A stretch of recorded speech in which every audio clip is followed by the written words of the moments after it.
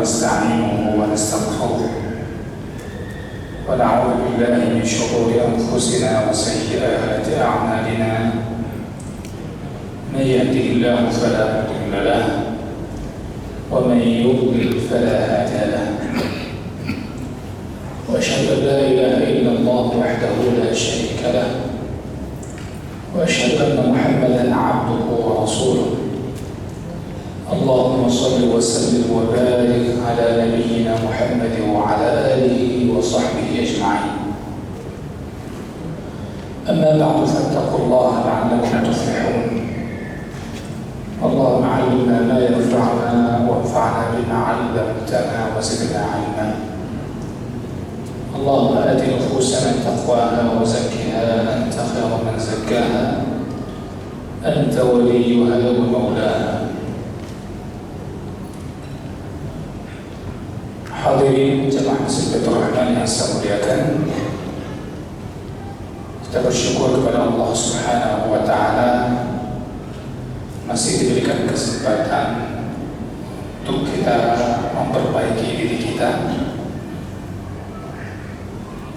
dengan cara diantaranya mempelajari perintah Allah dan sunnah Rasulullah SAW melalui wahyu Al-Quran dan penjelasan yang disampaikan oleh Nabi SAW yang telah diterangkan oleh para ulama dalam kitab-kitab mereka.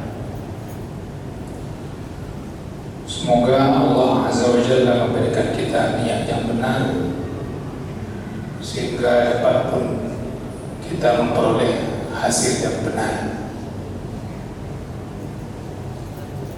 Hakikatnya ilmu ini merupakan pohon kebaikan, sebagaimana keburukan itu pohonnya adalah kejahilan.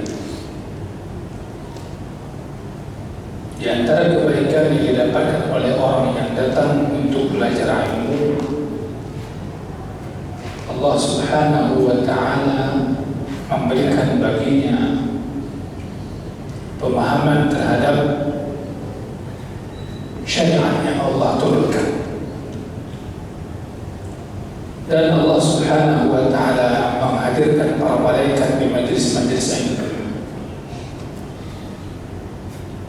Oleh karenanya adil berbahagia di antara fadilah ilmu, sebuah athar disebutkan orang keluar dari rumahnya dalam keadaan membawa banyak dosa, kemudian dia singgah di sebuah majelis ilmu, dan dia ketika mendengarkannya akhirnya dia takut kepada Allah Subhanahu wa Ta'ala.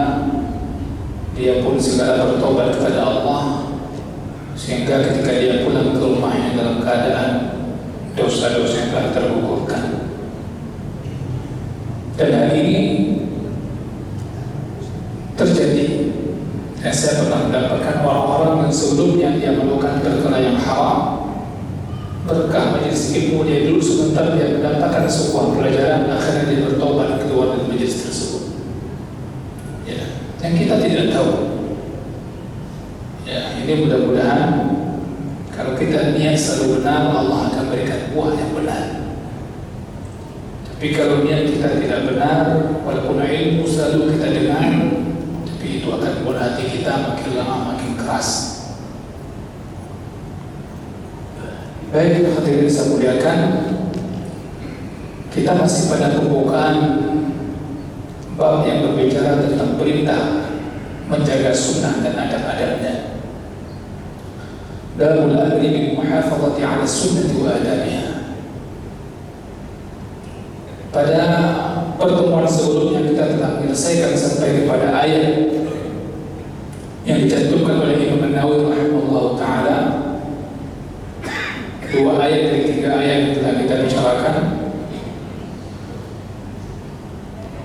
Sekarang kita masuki ayat An-Nisa 65 yang ini menjadi muqaddimah yang mengawali bab yang akan disampaikan hadis-hadis setelahnya oleh Imam An-Nawawi rahimahullah ta'ala tentang menjaga sunnah. Allah Subhanahu wa ta'ala berfirman, فلا وربك لا يؤمنون حتى يحكموك فيما شجر بينهم أنفسهم حرجا مما قضيت ويسلموا تسليما. Ayat ini secara makna globalnya kita artikan adalah fala wa rabbik, sungguh demi Tuhanmu Muhammad, la yu'minuna hatta yuhakkimuka fima syajara bainahum, mereka pada hakikatnya tidak beriman, orang-orang munafik. Mereka pada hakikatnya tidak beriman sehingga mereka menjadikan kamu sebagai hakim terhadap perkara yang mereka perselisihkan. Hakim yang memutuskan perkara itu. ثُمَّ لَا يَجِدُوا فِي أَنفُسِهِمْ حَرَجًا, kemudian mereka pun tidak merasa keberatan dalam hati mereka terhadap keputusan yang engkau berikan. ثُمَّ لَا يَجِدُوا فِي أَنفُسِهِمْ حَرَجًا مِمَّا قَضَيْتَ وَيُسَلِّمُوا تَسْلِيمًا, dan mereka pun menerima keputusan itu dengan sepenuhnya. Hadirin berbahagia, ayat ini punya hubungan dengan ayat sebelumnya,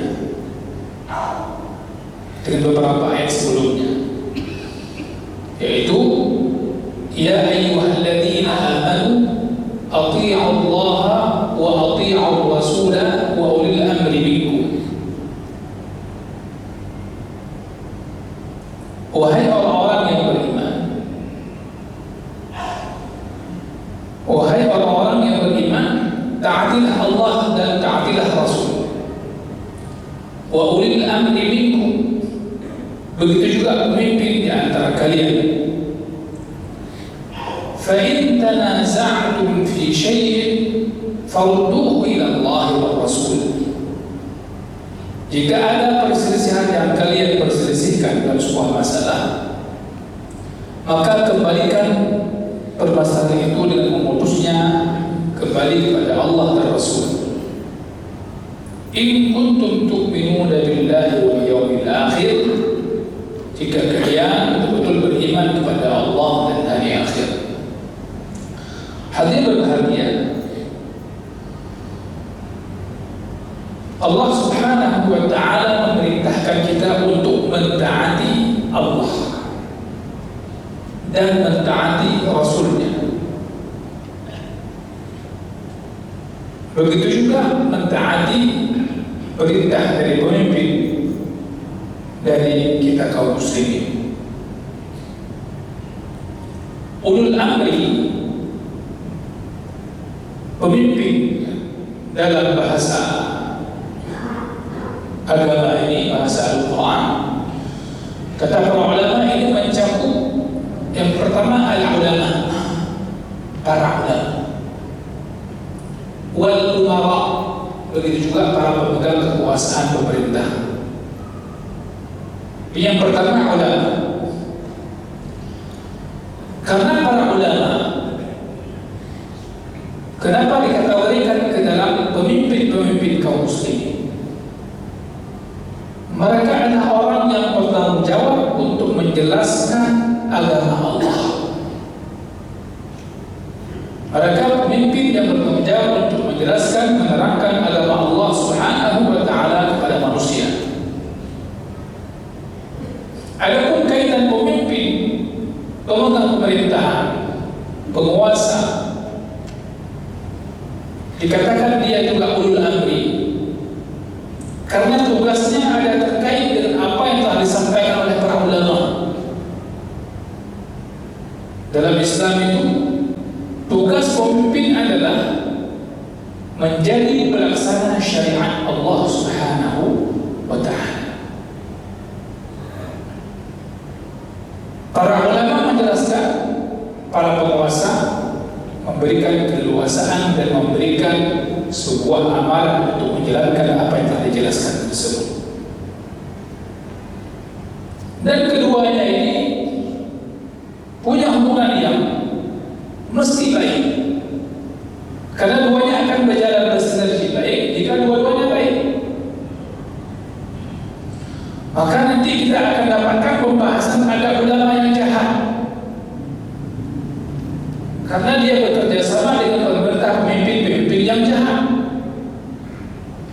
Bahkan dia seharusnya menasihati pemimpin-pemimpin tersebut, namun dia sebaliknya. Oleh karenanya dikatakan fal-umara'u 'alaihim ay yarji'u ila al-ulama liyastabinu minhum syari'at Allah.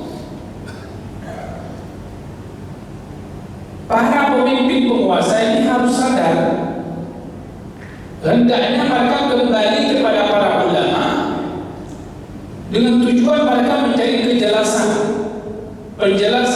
keterangan dari para ulama tentang syariat Allah Subhanahu wa ta'ala.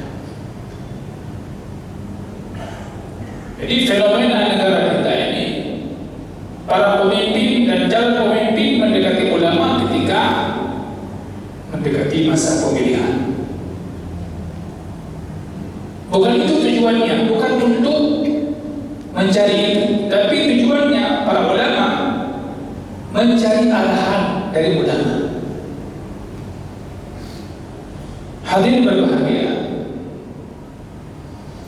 oleh karenanya disebutkan wal ulama 'alaihim ay yansahu al-umara. Kita sudah sampaikan. Tugas ulama juga demikian, dia punya tanggung jawab di atas pundak mereka para ulama untuk menasihati para penguasa, para pemimpin.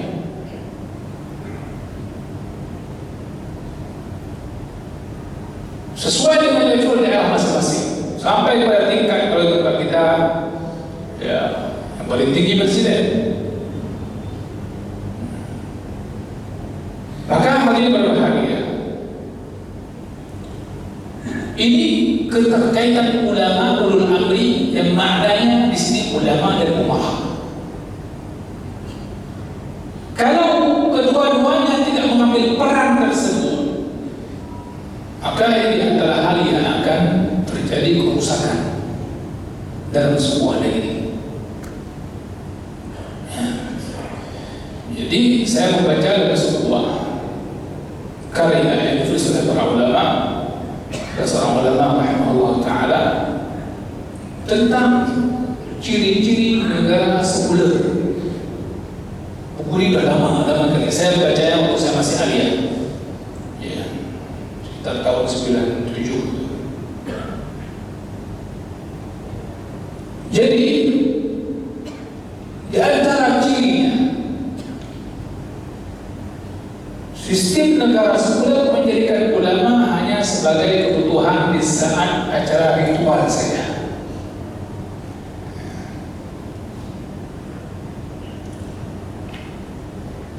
Hanya sebagai contohnya, misalnya pembaca doa untuk sebuah acara. Jadi ada acara apapun ulama diajak hanya untuk pembaca doa. Maka di sistem yang demikian itu nggak dibutuh ulama alim-alim tadi, penting dan hafal doa pada mereka kecil. Ini bahaya. Masyarakat awam yang tidak punya ilmu dan tidak tahu tentang hal itu dianggap asal ada ulama dan setiap acara untuk baca doa sudah sangat Islami itu. Padahal bukan itu. Dua-duanya peran ulama dan umara sebagai pemerintah ulul amri dan makna ini adalah dua-duanya harus mencerdaskan umat, menyampaikan kebenaran, islah, memperbaiki